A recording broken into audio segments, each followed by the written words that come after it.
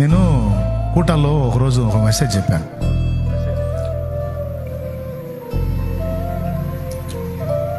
పక్షి రివ్వన ఎగురుతూ వచ్చి ఒక కొమ్మ మీద వాలింది.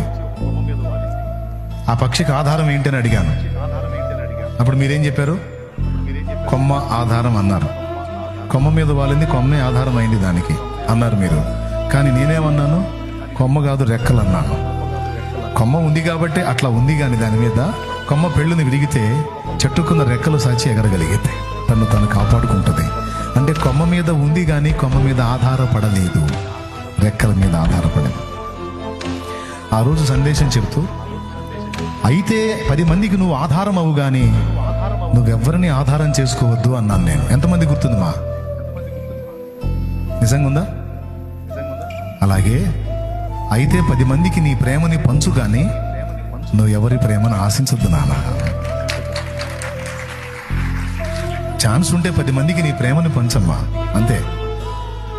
నువ్వు ఎవరి ప్రేమను ఆధారం చేసుకోవద్దు, ఎవరి ప్రేమ కోసం పరితపించొద్దు. ఒరిజినల్ లవ్ నీకు దొరకదు. అర్థమైందా? అది ఒక్క యేసయ్య దగ్గరే దొరికింది. నేను అలా ఫిక్స్ అయ్యా, నేను ఎవరిని ఆధారం చేసుకోవద్దు, నా దేవుణ్ణి, దేవుడు నాకు ఇచ్చినటువంటి రెక్కల్ని నేను ఆధారం చేసుకోవాలి అనుకున్నా. ప్రేమ విషయంలో కూడా నేను ఎవరి ప్రేమని వెంపర్లాడలేదు. ఎందుకంటే చూశాను చాలా జీవితంలో. చివరికి దేవుని ప్రేమతోనే పెన వేసుకోవాలి. మనుషులు ఎవరి ప్రేమని నేను అనుకున్నా మోసపోతాను. నాకు ఆయన ప్రేమ చాలు. అవకాశం ఉంటే 10 మందికి నా ప్రేమను పంచుతా దేవుని బిడ్డగా.